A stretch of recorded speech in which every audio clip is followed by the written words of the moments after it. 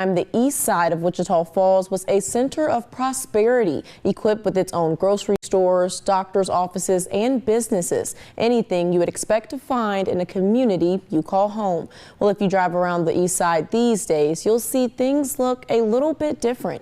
So how do we get the area back to the way it once was? Well, that's what myself and photojournalists Curtis Jackson and Josh Rowe looked into for this Black History Month special, honoring the past, present, and future of the East Side.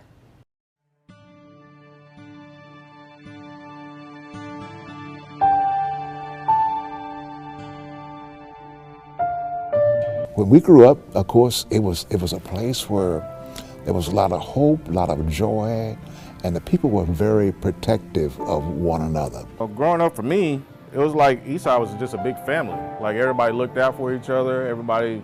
You know, if I got in trouble before I got home, my mom knew it. I walked through the door, I'm already in trouble. A lot of things have changed since just the 90s, I guess. Yeah, just since the 90s. It was a vibrant, very vibrant community. And it really took the whole village to raise one child. And the people of the community really did that. Because we could see store owners. Everywhere there was a store owner. You could see barber shops, you could see beauty shops, you could see grocery stores. But you name it, we had it on the east side back in those days. It's the 1950s and the east side of Wichita Falls is in its prime. Businesses were booming. The neighborhood school, Booker T. Washington, was prosperous, graduating notable alum year after year. Life was good. The teachers and the churches, they tried to maintain a community and tried to elevate life in spite of the segregation that existed around us. If you ask Reverend Angus Thompson, he refers to it as the good old days. Well, I remember Eastside as being self-contained. As a matter of fact, we had grocery stores, drug stores. Thompson is one of many elders who got to see the East Side in its heyday. But perhaps who those prosperous times had an even bigger impact on was the youth. The East Side was self-contained. We didn't have to leave. You had restaurants, gas stations, grocery stores. As far as we had to go was downtown. If we wanted to go shopping for clothes, we just cross over tracks, come right back. For Byron Lacey, it was the success he saw center stage coming up that inspired him to open up his own business. A barber academy, to be exact. This was always my ultimate goal. You know, when I stepped into a barber school, it was like a light switch. Somebody flicked a switch. I was like, this is what I want to do. This was something that my people needed. You know, so I was like, let me go ahead and see what happens. If it fails, it fails. If it don't, at least I tried. For Lacey, he's making his and other barbers' dreams come true. Plus, it's the first, Black-owned school here. And I looked at it from that point of view, too. I wanted to be a part of history. I didn't want to ride the wave. I just wanted to be a part of history. But of course, the laughs and heart-to-heart talks we see at the Academy now couldn't have been possible without the sacrifices made by those before him. There was a barber school downtown on Ohio. And at that time, that was during segregation, and Black people couldn't go to school there. And so they have to leave and go off somewhere else to get their barber license. Throughout the 40s and 50s, much of the South was still segregated, and racial discrimination was everywhere. Wichita Falls was no exception. I had to deal with racism. Then riding the bus to Midwestern, what I would do is I would sit in the middle of the bus, not in the back, but sit in the middle. The bus driver would look back, to give a sign, you ought to be in the back. What I would do, I would sit next to the window. I said, if you stop this bus, you have to come back here.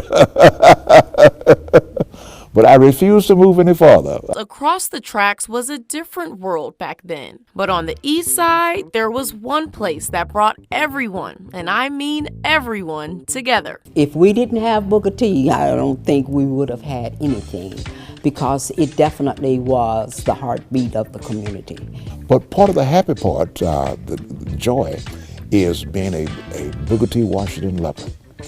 And I say this, once a leopard, always a leopard. We will die with leopard blood flowing through our veins. The school was the neighborhood focal point. Businesses developed around it, further cementing its place at the center of Wichita Falls' African American community. Booker T still means something to us. But in 1969, a shift would come in the form of integration.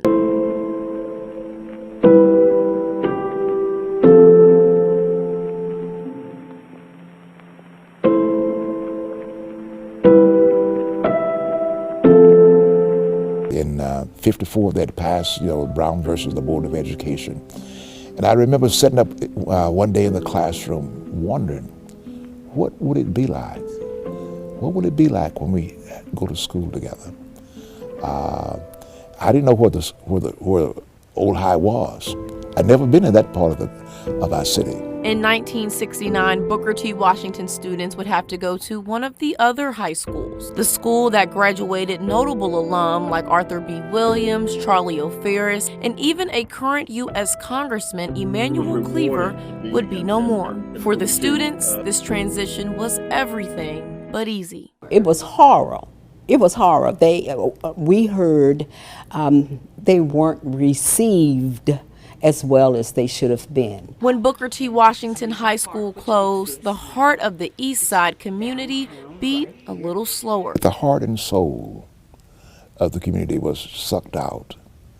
And, it's hard to live without a heart. What once was a vibrant part of town where African Americans could go began to fade. To see a lot of that stuff not there anymore is like a big wake-up call. And it's like, what do we do now to get all that stuff back? Like, how do we bring that family-oriented atmosphere or that community back together? It's now a smaller shell of what it once was, but residents like Brendan Jarrett say they won't give up on their home. The community was self-sufficient, and it still is. It's a little ragged, and it's because of the war or things that they're going through. But if we all come together, great things can be done. We got to come back together. We got to figure out a way to get back together and pull our resources together, because we do have the resources. The resources are here. Now it's just I feel like we got to set our pride aside. Everybody wants to feel like it was I did this, I did that.